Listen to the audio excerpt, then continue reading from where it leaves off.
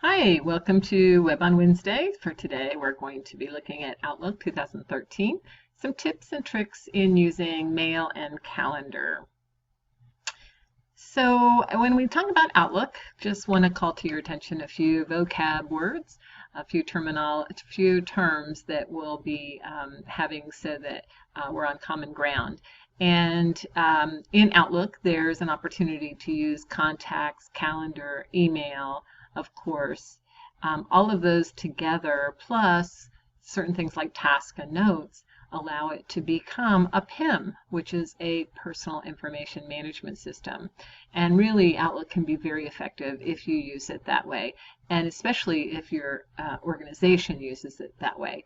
Ours, not so much, but it could be if everybody was on the same page with it.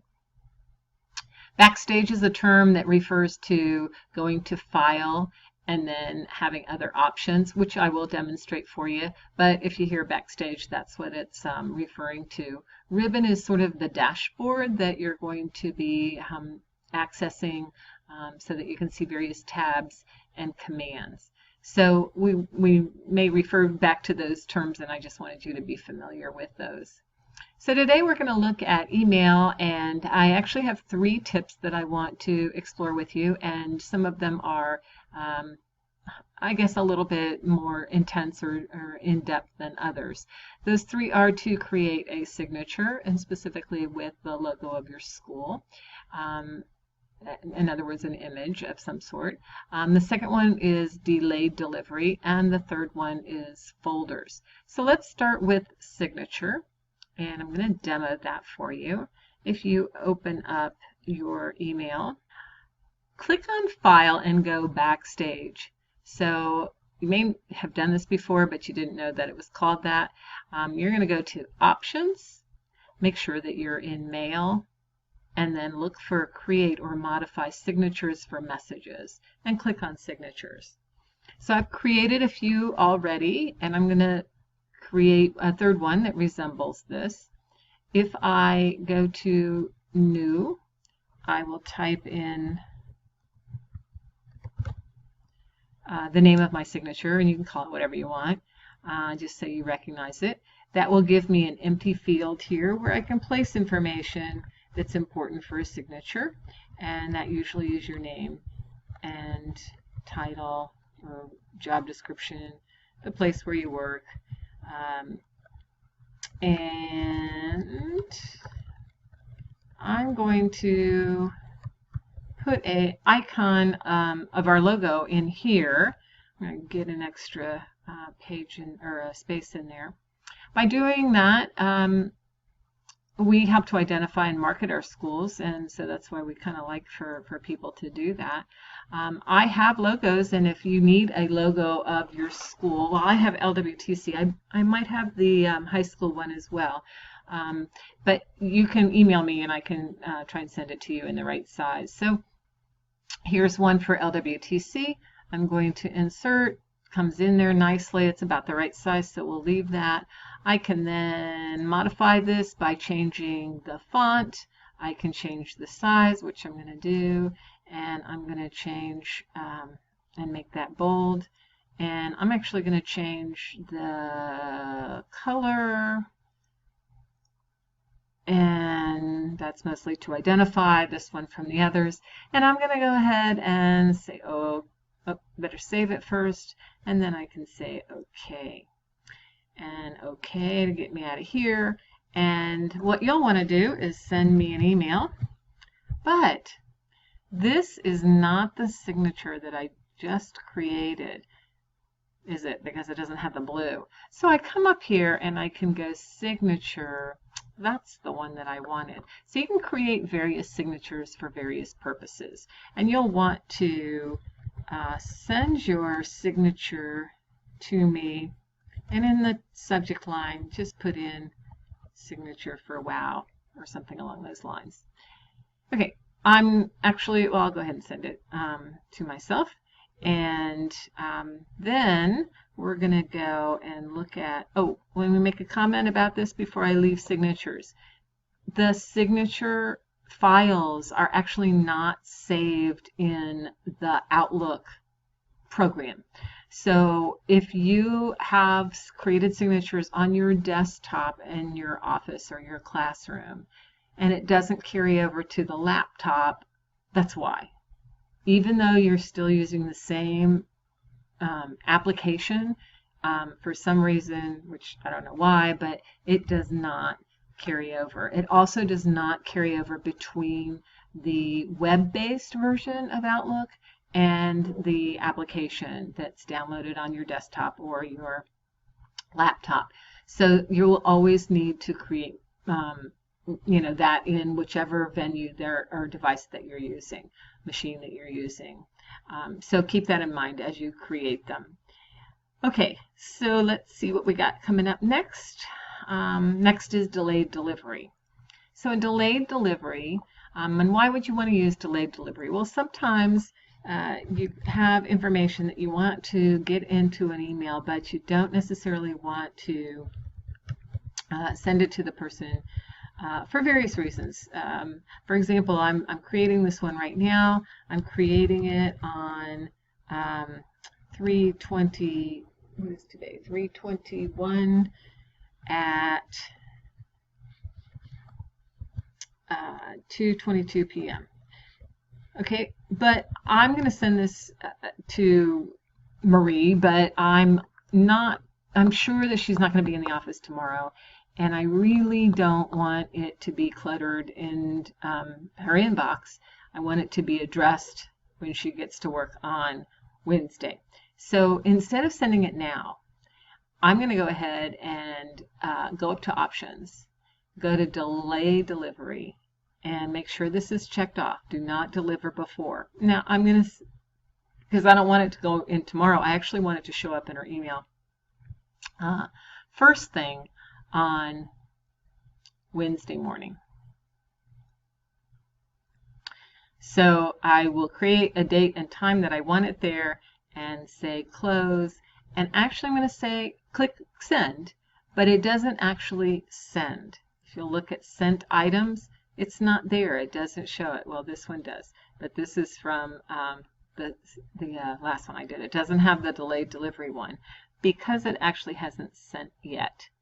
However, I can go down here to Outbox and make sure it's there. And you can see that this was created, day and time. If I open it, I can see when it's scheduled to be delivered.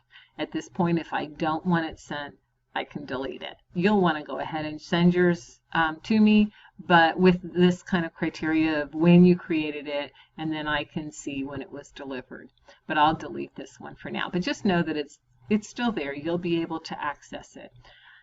Okay, that was tip number 2. Let's look at number 3, which is folders. Folders is a great way to organize yourself and your email.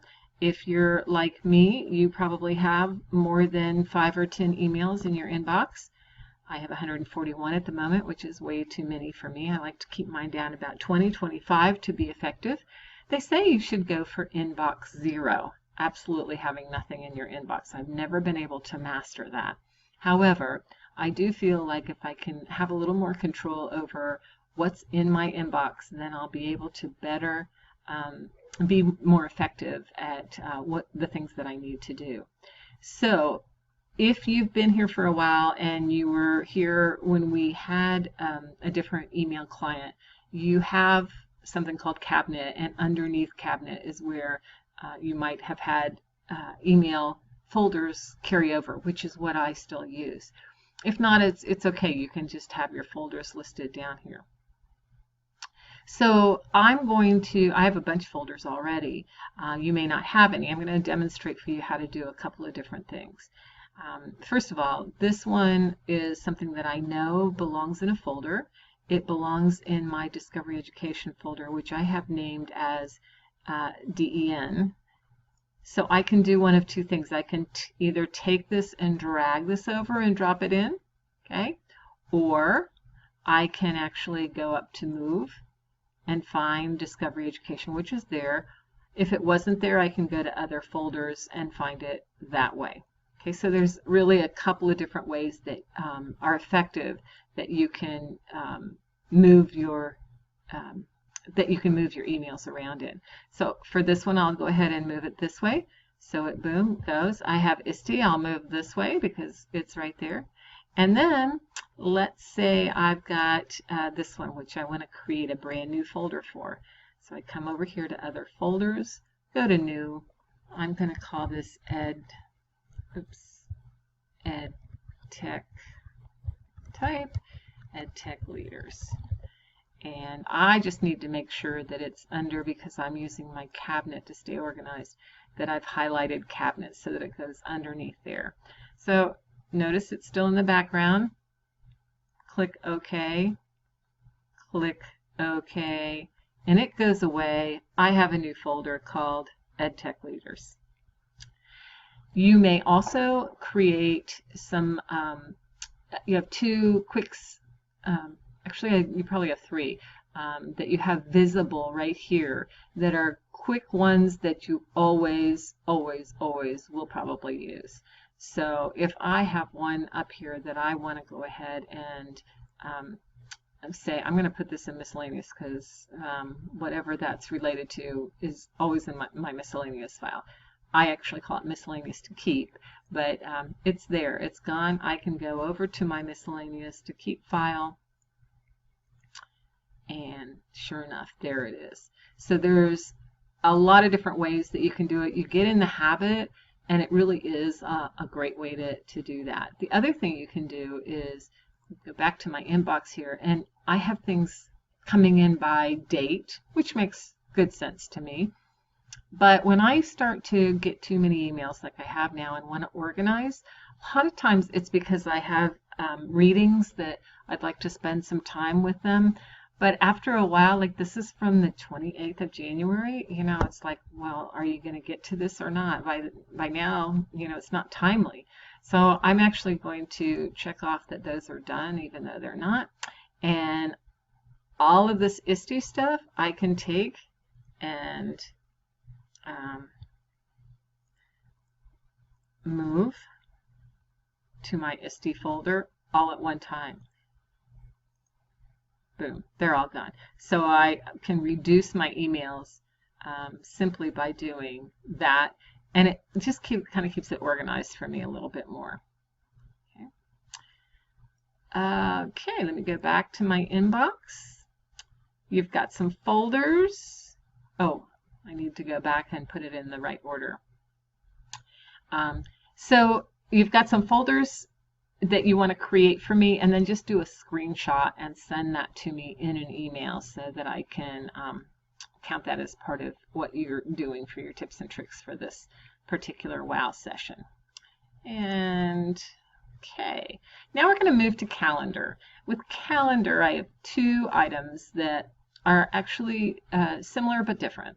So let's look at the terms meetings versus appointments. Appointments are something that you put on your own personal calendar.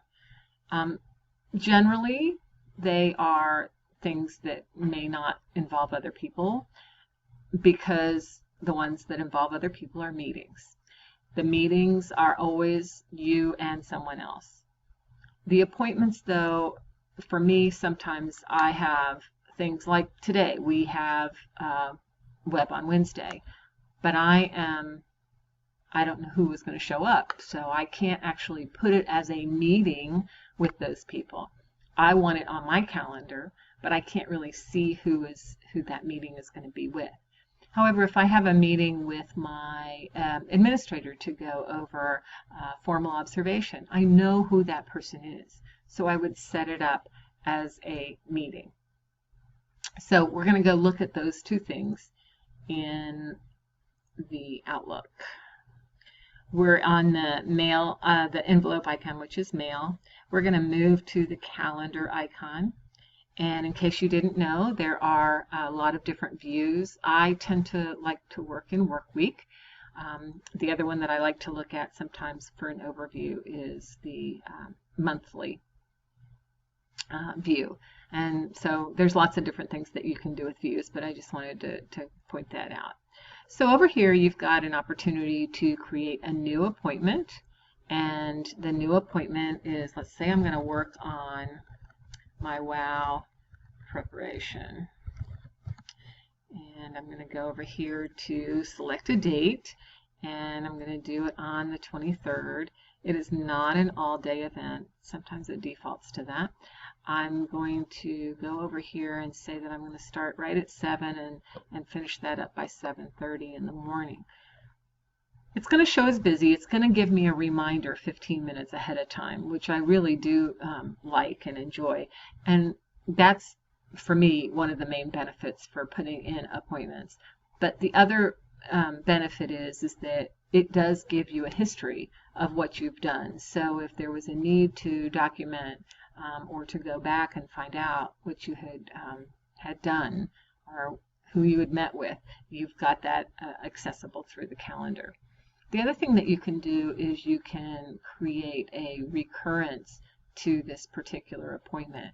And let's say that every 2 weeks I want to have time to work on WoW at Wednesdays at 7:30, and I end it by, we're not going to go into July, so let's say we'll end it by June 1st.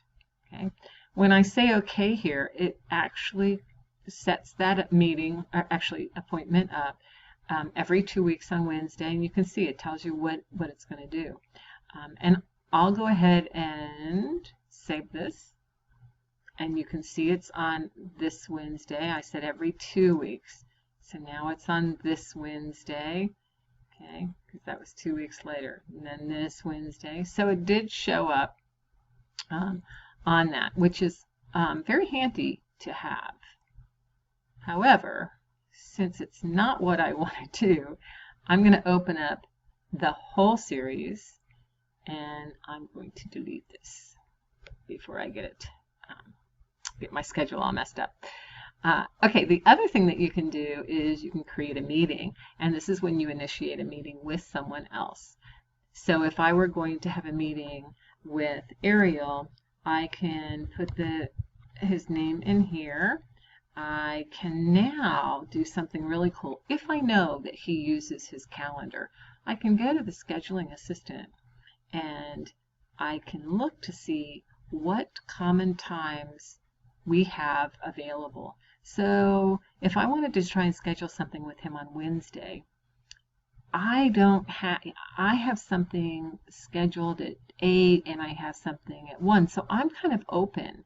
But he's got something blocked out, and that's what the blue says. It never says what he's doing, but it says that even though it says on mine what I'm doing, but it does provide open time so that I could see that if I wanted to do something from 9 to 10, it's open for both of us. So I could add this to the calendar as a time frame and be able to send that meeting out. Not going to do it because don't want or need a meeting with him at the moment, so I'm not going to save those changes. And one other thing, and this is kind of the integrated thing that makes it kind of cool too, is that if you are at, say you have something like this just came in here for me, and I already have this on my calendar, but we'll do this again. I have a reminder for a webinar that I'm going to be attending or hoping to attend. So I open that up, and it's on March 22nd at 2 o'clock. What I can do is, even though this one already has a place where I can add it to my calendar, I can come over here and click meeting. And I do need to get rid of that because I'm not going to send anything back to them about this. But I can set this up so that I've got webinar, textbook transformation. I don't need all the rest of that because I know what it is all about. I go down here, get the right date, get the right time, and just double check that that's there. March 22nd, 2 to 3. Okay. I've got all of that. All I have to do is save this, X this out. I'm going to go check it. I don't lose the email. I go check it on my calendar, and this is the one that I set out. And I can open it up. I'll get the reminder, as I said, and I'll have all the information. So if I have to click a link to go somewhere, or if I've set up a meeting with someone because we've had a discussion about things on the email, but we really want to talk about it in person, or whatever it happens to be, all of that information is right there in one place, and I don't have to go searching for it again. So I really think that's kind of an awesome little tip for you as well. Okay, so we have covered 5 different tips and tricks. Of course, there's many, many more, and I will put some links on the wiki to give you some other resources. But hopefully you can send those documentation of emails or screenshots to me, and I will be able to get that MIP documented for you.